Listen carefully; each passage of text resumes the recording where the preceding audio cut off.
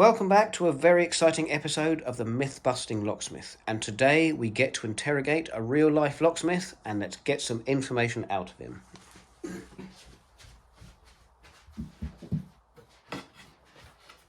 Yeah. Yeah, pause. Face the camera.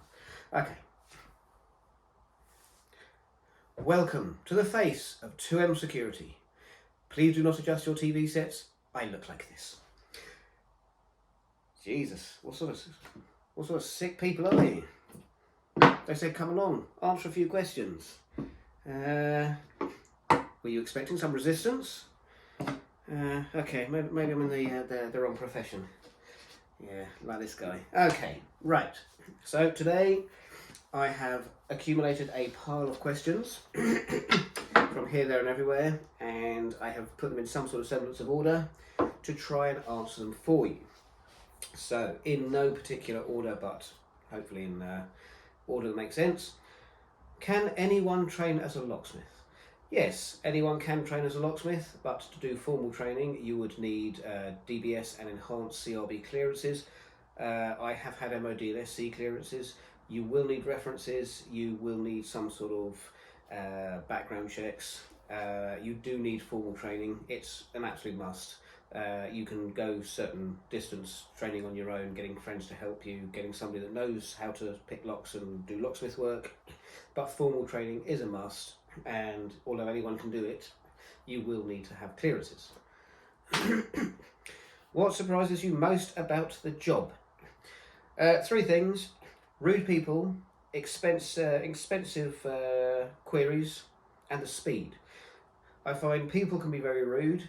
I can find that some locksmiths, in fact, can be very rude, especially on social media. So I have now come off of all social media except for LinkedIn and YouTube. Customers can be rude when you're very fast, or if you're taking a long time, or if you're having to dismantle something, take it apart. They get very upset and they can be quite rude. Expensive, I get told I'm expensive sometimes. I get told my equipment is expensive, their replacements, locks and so on are expensive. It's not, I'm very competitive, but people sometimes just have no clue. I went to a job once on the point of fast. Took me about an hour and a half to travel a mile up the road, and they hadn't told me what the problem was or what they had done to cause the problem, but clearly they had.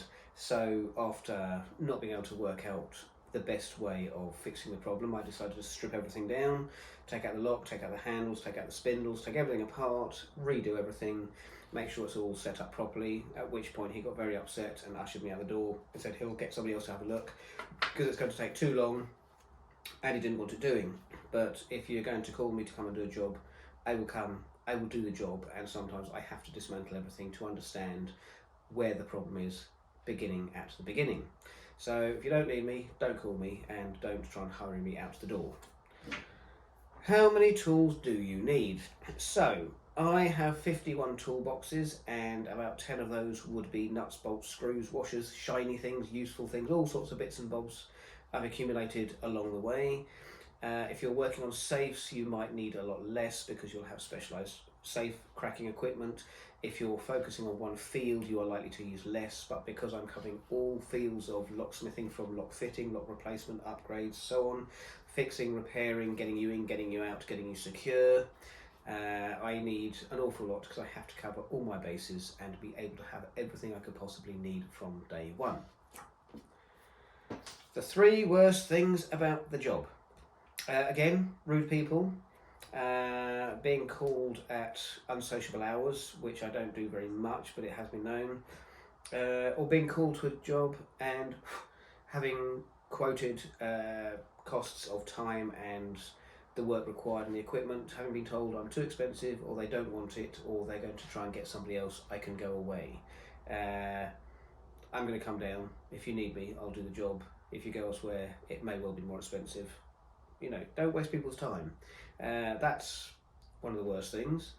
Getting stuck in traffic all the time is a really annoying thing, and trying to work out and pack the car, because I have an estate car, not a van, with as many things as you could possibly need. Three best things. I love engineering, I love picking locks, I love the fact that I can do it. It's a real skill and it's very exciting. And every locksmith will tell you that even now, they still get excited about picking locks. I think that's one thing of it. The engineering I love, the picking locks I love. The wages I love, it's very good wages, it's very good money. And the fact that I just enjoy 50 different people, could be in a month, doing 50 different jobs, you just don't know. You don't have to see them again unless they call you back from work. So you can be as random and elusive as you like, or you can get a relationship going with somebody if they're happy with your work and you want to continue serving them and you're happy to just get to know a little bit about them as you go. So that's what I like. Do I work 24 hours? No. I work Monday to Friday as an on-site locksmith up in London and as security, and I do this in evenings or weekends, but I'm hoping later this year to launch full-time. What type of van do you drive? As mentioned, I drive an estate car. I do not drive a van. The costs are too high, the running costs are too high, people are going to break into it left, right and centre. There's no point. The insurance will go through the roof the first time they break into it, even if the insurance covers the van. You have the inconvenience, the damage, they're having to replace it. And quite frankly, I spent 4 years building up £6,500 worth of tools in 51 different boxes, all meticulously categorised. For an example, a box for everything to do with doors and door handles, a box for everything to do with disabled toilets and thumb turns, another box specifically for cam locks, cupboard locks, glass cabinet locks, that sort of thing. If I had to start again because that was stolen, I wouldn't be able to do it. It's taken me 4 years. I wouldn't have the time, the money or the energy to go through the internet and pick off every single tool I needed. I literally have thousands. It wouldn't work. Do you know... Oh, how do you know it's the person's house? So, dramatic throw. How do you know it's the person's house? You can check their driving licence, you can ask for a utility bill, a piece of paper, you can ask a neighbour if they're around. Otherwise, best thing to do is say, okay, second room on the left, what's the colour of the carpet? What have you got on the walls? Clearly, I'm not sure how wide my angle is, but I have an SAS framed set of pictures from the Iranian embassy siege. I have a Freedom of the City certificate, and I have 2 gold medals here. You could ask people what their colour carpet is, what colour is the bathroom. You could ask questions like that only they would know, that they couldn't see by looking through a window in advance. You could call somebody and ask somebody potentially, but at the end of the day you kind of need to know that it's their house. But indemnity forms, I have indemnity forms. I was guided as how to write them and how to complete them, and if you get them to fill in one of those, then it removes all responsibility, indemnifies you of all responsibility should that not be their house, or if they do something dishonest, because you have done as much as you can do to be honest and show due diligence. Right, what happens if they refuse to pay? I asked this on my training. If they refuse to pay, simply shut the door. If you are supplying things, you can always take the locks back out again. You can take the equipment away, the gearbox, the gear strip, whatever you've put in there, just take it out. Take it away, render it useless, disable it in some way, simply slam the door, or if you want to keep it neat and tidy, professional, get a debt collector onto them. There's no mucking about. We're here to provide a service. We spend a lot of money training, a lot of money on tools. If you don't want to pay the bill, don't call us, otherwise the legal side will kick in. Do you give discounts for friends and family? No. First 6 months, I give a friends and family discount. I give discounts to pensioners, people who are on low wages or supported by housing associations and so on. They usually get 40 to 50%. Veterans, serving and ex-veterans, please provide ID card, 10 to 15% off, depending on circumstances. Friends and family, no. My tip, never ask a small business to give you a friends and family discount. It is unfair. We have sacrificed, we have spent, we have studied and we have worked. It is not fair on us to expect us to give you a discount. Do you like meeting lots of people? Sometimes yes, sometimes no. If I don't want to feel chatty or get to know the people, I just focus on the job in hand, really concentrate, turn down cups of tea, get on with the work, get out of there. If they call you back, great, be polite, be friendly, be professional, don't build up a relationship. If you want to get to know people a bit better because you think you'll see them again, can be friendly, but generally it's nice to meet people, say hello, provide the service, but I'm not interested in being chatty. I just want to get the job done and go. Time is money. Do you ever refuse a job and why? Yes, if the people are very rude, I will refuse a job. If people are disrespectful, I will refuse a job. If people complain and say I'm too expensive or that's ridiculous, I will refuse to do the job. If people are abusive, I will refuse to do the job. And if they are being unnecessary, I will refuse the job. I've done that twice so far. Do you work alone? Most of the time I work alone. On a couple of occasions I've had to call in help to come and assist me, and they've been very, very kind indeed, and they've rocked up, they've turned up immediately. Sometimes I have a carpenter with me if I need carpentry work. Other times, if it's UPVC doors and it's something I'm stuck on, I will take someone with me. Generally work alone, but the other M, the first M in 2M security, has started coming on jobs with me to learn what I get up to and what I do, monitor what I do, because she's in charge of some of the accounting and the administration, and she's learning a few skills along the way, so that's very, very exciting for me. What is the best job? Oh, what is the best job and the worst job? So the best job I had was I was called to a £450,000 flat in the middle of London. They'd lost the keys, they needed me to get in and replace the lock. It took me 8.5 seconds to pick the lock. It took me about 2.5 minutes to replace the lock. And if you see my other videos, and there is a TikTok out there, I stayed longer to enjoy the view. It was an easy in, easy job, nice people, lovely setup, amazing views. I stayed and enjoyed the view for about half an hour, and then I left. Worst job, as I say earlier, getting stuck in traffic for an hour and a half to 2 hours, and then somebody was just so dismissive, they didn't want me there because it was going to take a long time, and I would have to take the handles off, the spindles out, the lock off and the gear strip off to re-put it back together again to see at what point I was going to come up against a problem. 2 hours of traffic, told me not to bother. Why do they call me? Why can't you do safes? Oh, what can't you do?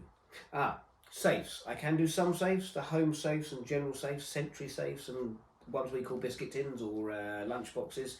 I can do most of those, but beyond that, the technical ones and the Chubb safes and beyond, you have to be a safe specialist, so I leave it to them. Woodwork, I don't fit locks from scratch because I haven't had enough woodwork practice and enough informal training, although I'm doing a lot of woodwork at home to try and improve, but it's something I get an expert in to do. Do you have to be qualified? You don't have to be qualified, but then you're going to get to be known as Bob the Builder or some sort of handyman who's going to charge you 300 quid to do a job that will cost you 90. So I would say yes, you do have to be qualified. Get some training, get some qualifications, get some Professional Locksmith Association registration. I've done 11 courses and I have a registration card, and that way the customer's always got somebody to go back to say, he was in my house, it took him 3 seconds, he's charged me 90 quid. And they go, yes, he didn't damage anything, he didn't break anything, he didn't have to repair anything. You called, he came, he unlocked your door, he got you in, job done, goodbye. So get trained. Yes, you need to be qualified if you want to be respected and taken seriously. That one.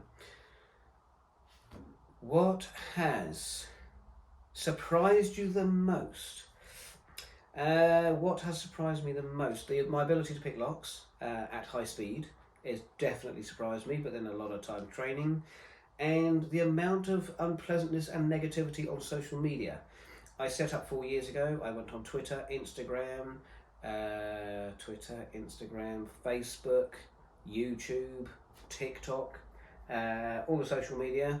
And the amount of negative and rude, nasty comments from in the trade and outside the trade was just so abusive and ridiculous, inaccurate, unnecessary. I just thought, no. Came off of everything, haven't missed it, hasn't affected business. People can be absolute idiots when they want to sit at the keyboard and go, yeah. What's the point? You're idiots. I came off of it, don't miss it. Did surprise me. Is it expensive? Locks are expensive, but you're selling them on at a profit, so no. Tools can be expensive, but they don't need to be expensive. On one of the videos I point out, I've got Amazon picks. I bought them for about 18 quid. I bought a second set now because a couple broke on the first. I've had them 4 years. They still work as good as the day I had them. They don't need to be expensive. You can buy expensive. They say buy cheap, buy twice. But quite frankly, at the end of the day, if you look after your kit, it will serve you well.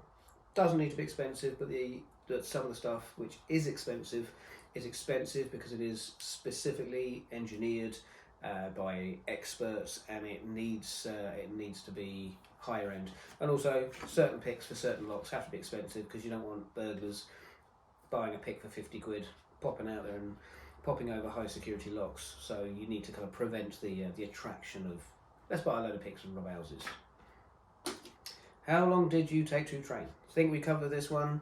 I'm 4 years in, I'm still training. I took 2.5 years to do 11 courses, and I practice every single day on something. Last one for you.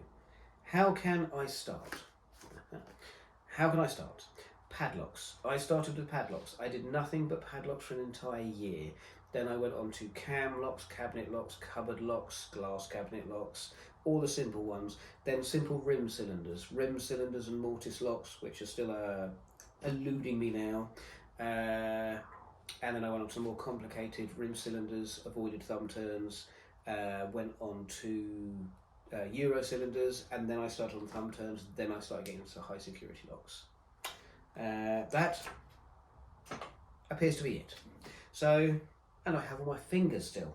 Beautiful. So I hope you found this interesting. I hope you're enjoying seeing what I look like at last. After all 169 videos, you can now see my face. Yeah, I'm sorry about that. So anyway, that's the end of the questions. I hope it's helped. Please do feel free to send in more questions. I'd be more than happy to do another setup like this and answer more questions for you. You can email me, you can call me, you can stick them on the YouTube thing, any way you like. I'm on LinkedIn, but beyond that, get hold of me, send questions. I would be delighted to hear them, and I will answer them as honestly as I can. Thank you for watching, and goodbye.